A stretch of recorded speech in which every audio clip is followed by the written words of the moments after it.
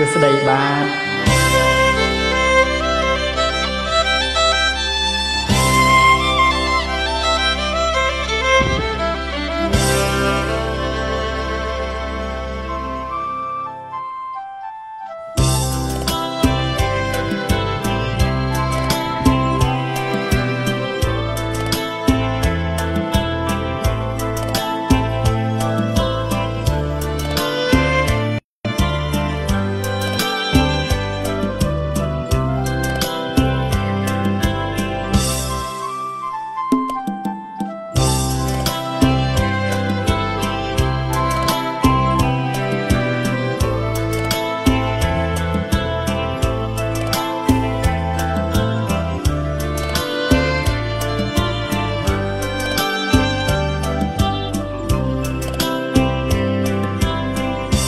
នឹក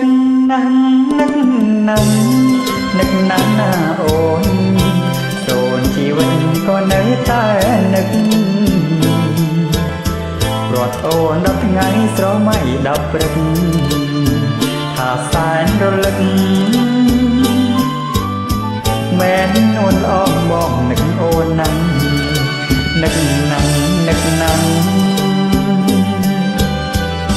បើបងស្លាប់វិញពេលកូនតូម្នេញគួរតែពេញចិន្តាឆោមឆាយ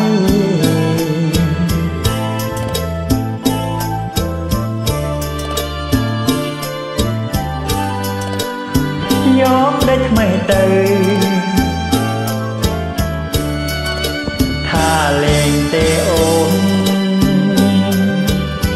គូព្រេងមិនព្រាត់ទេណាប្រលឹងកាវាយកុំខឹងសំថាបមួយស្ទើត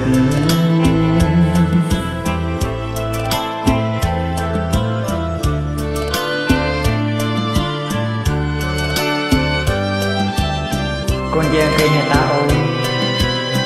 កូនមិនយ៉ាងឡើយបើឲ្យកុំខ្មាំងកូនយើងចេះណាំកុំភ័យណាស្នេហ៍ពាក្យចាំពោលថានឹកកូនរកម៉ែណែទើបកូនមួយស្រួយដូចអង្គបុកអរគុណច្រើនដែលបានចូលរួម